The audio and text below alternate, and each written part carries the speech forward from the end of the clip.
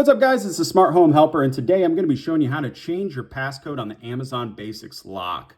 So like I said before, on the top I'll have my playlist here of all the videos for you. There's tons of steps to do. You can add codes, delete codes, auto lock, rehand. But today we're going to be changing our passcode. So the default passcode is 4 zeros.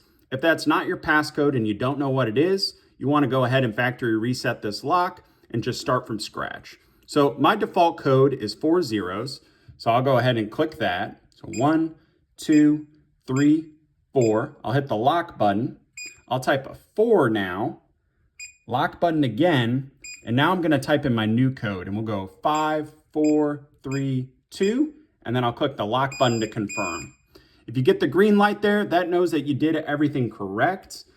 And if you guys have any issues or questions about this lock, feel free to comment. I'm more than happy to help you guys out. I do have a playlist of all the videos of this lock, pretty much anything you need to know in the manual. So feel free to check that out. And thanks for watching, guys. And don't forget to subscribe.